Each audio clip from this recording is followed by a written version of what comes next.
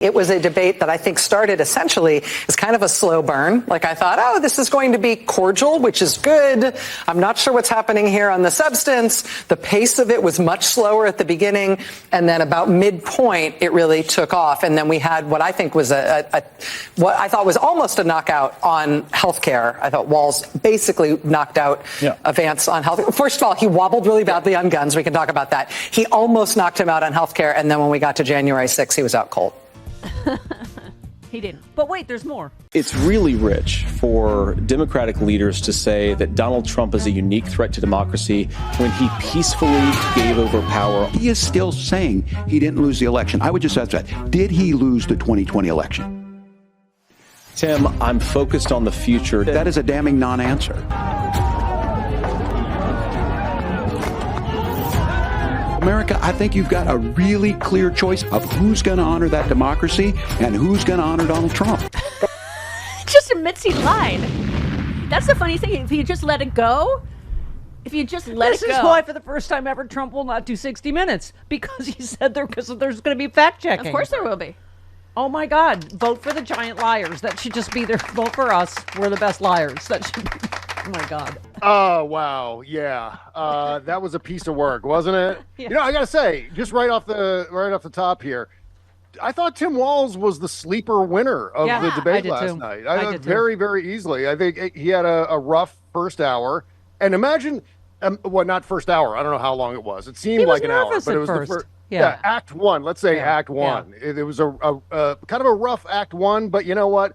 If you're up there on national television and you've got millions of people watching you, and ultimately the future of democracy comes down to whether you F up or not, that's going to be a lot of pressure, especially for someone like Tim Walz, who's never debated on a national stage before. J.D. Vance has kind of technically debated in a national sense insofar as the United States Senate is a national office. So I think he had a leg up. I think J.D. Vance was kind of what I would consider to be a generic politician droid. I think that's essentially sort of like, Mike Pence had the same kind of thing.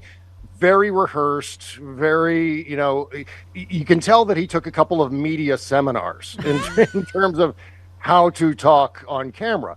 But that second act from Tim Walz was just incredible. I mean, he was great on healthcare. I thought hit after another. 2020 was the knockout punch. I mean, in a stunning response, swing voters are saying it was J.D. Vance's refusal to admit Trump lost in 2020 that made them swing to Kamala Harris and Tim Walz's side. I love Malcolm Nance said Walz's forceful defense of democracy just won this debate, no question. So yeah, absolutely. Right. It was that there were three things that happened right in a row in that second chunk of the debate last night, where it was Tim Walz fact-checking J.D. Vance on border crossings, which is absolutely true. Yeah. And then he asked J.D. Vance, can you name one economist who has said that border crossings are contributing to higher prices? And of course, J.D. Vance dodged that question like the greasy weasel that he is. He didn't answer anything. Then Tim Walz came. And then the topic changed to healthcare. Tim Walz owned that section of healthcare to the point where J.D. Vance was saying, "Hey, you know what? We already have a lie. We already have a lie on the book. We already have a law on the book." Yes. On the books about protecting people with pre-existing conditions. Yes, it's called the Affordable Care Act. It's called Obamacare. That's what it is. The Trump tried to get rid of. He didn't save it. Oh my God, it's just ridiculous. And then the third hit was just the whole entire January 6th segment, which is all anyone's going to remember about that. That exchange when Coach Walz turned directly to J.D. Vance and said, "Do you think he lost the 2020 election?"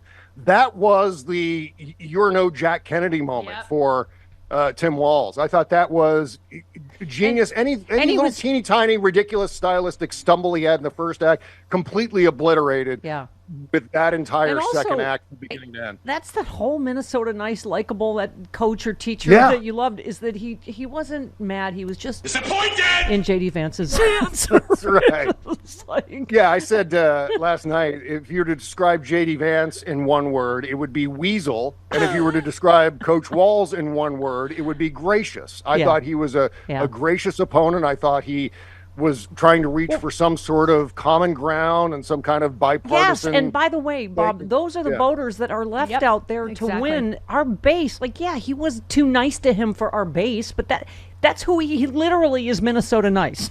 That's who he is. Right. And for a lot of us, we're like, finish him, as like Karen was saying.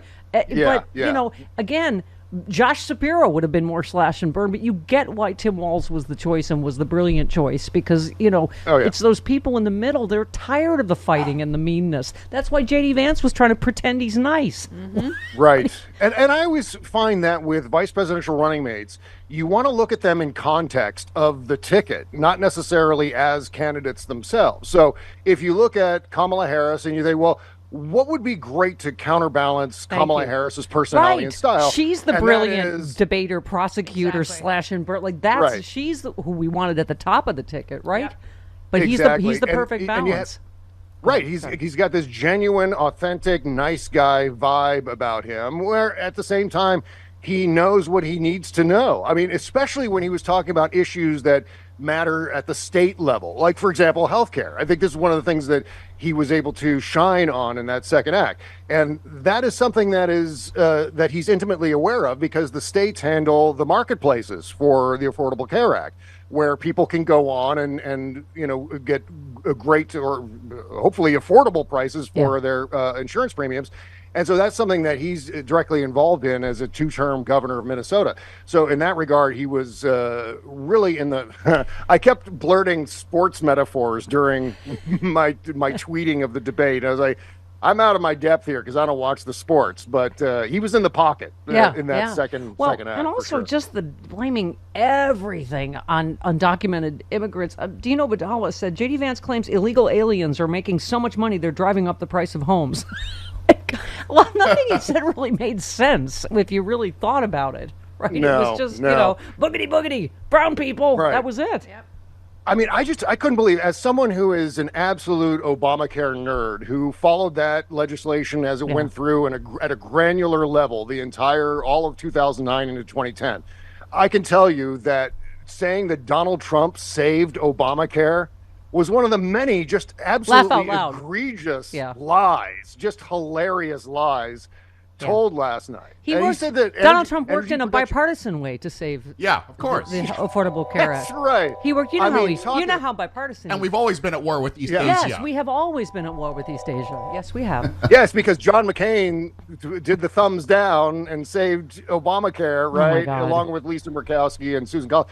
But that was, because it was John McCain, a Republican, that means it was saved in a bipartisan way. It was Democrats working with the Republicans to say, just absolutely insane. Talking about how we're not producing as much energy. That was a ridiculous lie. We're producing records amount of energy manufacturing right now, jobs. More than any manufacturing Trump jobs. Lost more manufacturing jobs. I mean, every single thing he said just about was a lie. Well, election season is a sweet time of the year, right? As candidates coat their messages with lots of sugar to get your vote. Yeah, I said that. Now you can enjoy the sweetness of the election with authentic candidate cookies with the likeness of Kamala and Donald on your favorite butter cookie made by the famous deli in Chicago, Max and Benny's. You can purchase these once-in-a-lifetime cookies on the Stephanie Miller, Tom Harmon, and John Fugelsang websites. To order, go to our websites, click on the banner for cookie candidates, or go directly to their website, cookiecandidates.com.